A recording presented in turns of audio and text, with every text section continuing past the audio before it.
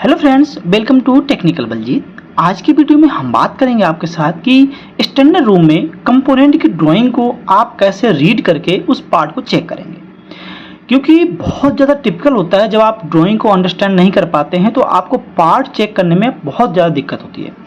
तो आज ये कंपोनेंट है कोई, इस कंपोनेंट की ड्राइंग को हम रीड करना सीखेंगे कि कैसे इस कंपोनेंट की ड्राइंग को रीड करते हैं और फिर ये पार्ट कैसे चेक होगा। ओके, तो यहाँ पे कोई एक ये कंपोनेंट दिया हुआ है, जैसे कि आप देख सकते हैं।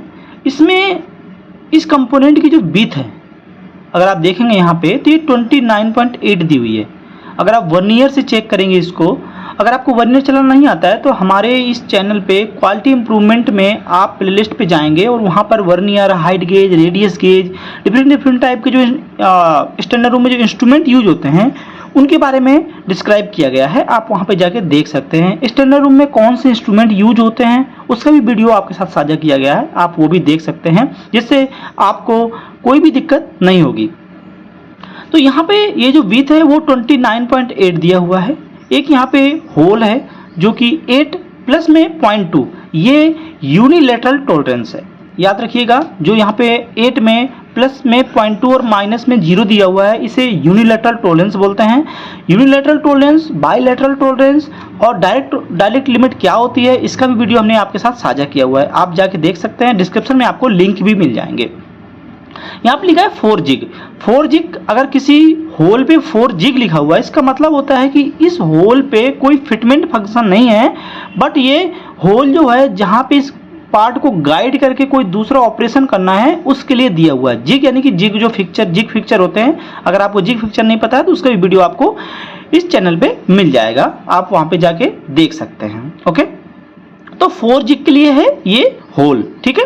उसके बाद आप नीचे देखेंगे कि एक ये आर, जहाँ पे आर लिखा रहता है, आर 2.5 यानी कि वो रेडियस दिया हुआ है। आप रेडियस गेज से भी ये साइज चेक कर सकते हैं कि 2.5 का रेडियस गेज से ये है कि नहीं, ठीक है।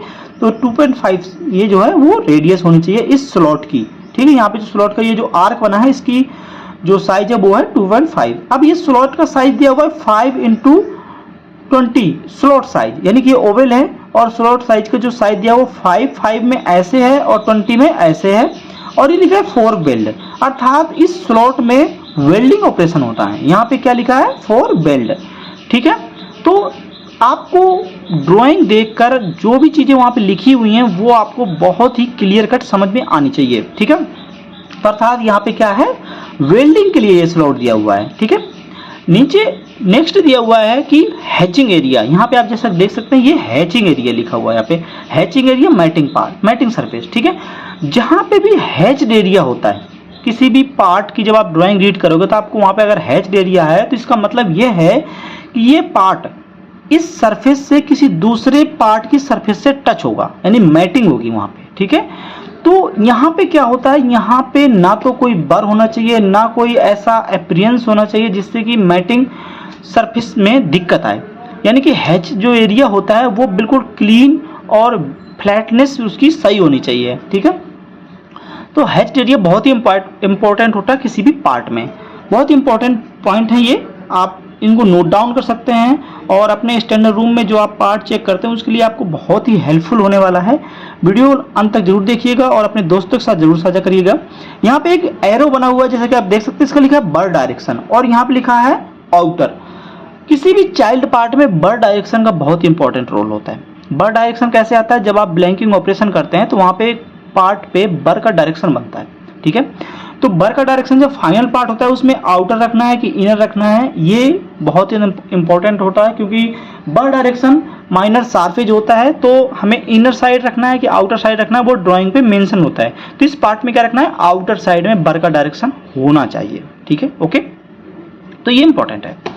नेक्स्ट लिखा है 12 डाया लिखा हुआ है, यहाँ पे डाया 12 प्लस माइनस 0.1। अब यहाँ पे देख सकते हैं कि प्लस माइनस 0.1 है, अर्थात ये एक बाइलेटरल टॉलरेंस दी हुई है यहाँ पे, और इस होल का साइज, अब यहाँ पे देख सकते हैं इस होल में कुछ भी नहीं लिखा हुआ है कि ये फिटमेंट किस चीज के लिए है, तो अर्थात इसमें कोई ना कोई फिटमेंट होना है। अगर किसी होल पे कोई स्पेसिफाइड नहीं है कि उसमें क्या होना है, तो इसका मतलब आप समझ सकते हैं कि इसमें कोई ना कोई फिटमेंट होना है, ठीक है।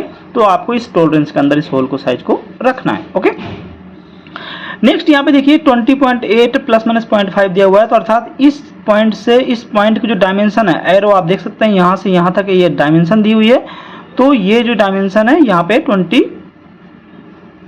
20.8 जो है वो इस होल का सेंटर, जो ये होल है बड़ा वाला, इस फेस से इस होल का सेंटर है, और यहाँ से जो आपका मैक्सिमम है वो है 44.4। ठीक है, यहाँ पे एक स्लॉट है, यहाँ पे R2 रेडियस है, इधर साइड में R5 की रेडियस है, फिर इधर R2 की रेडियस है, और सेंटर में R.2.5 की रेडियस है। ओके, यहाँ पे भी R5 की रेडियस है, जैसे कि आप देख सकते हैं यहाँ पे R2.8 की रेडियस है। ठीक है, जब आप ये एक्चुअल में पार्ट ऐसे देखोगे तो आपको बहुत ज़्यादा आसानी हो जाएगी। फिर यहाँ पे एक होल है, इसका होल का सेंटर यहाँ से दिया हुआ है 14.3 प्लस माइनस 0.5। ठीक है, ये सारी के सारी डायमेंशन जो है वो mm में है, और इस होल के सेंटर से मैक्सिमम दिए वो 50.1 दिया हुआ है, इस होल का सेंटर दिया है 40.4। ठीक है, यहाँ पे एक कर्व बेंड है, उसका डायमेंशन दिए 25.9। ठीक है, इस प्रकार से जो डायमेंशन है वो सारी यहाँ पे गिवन है।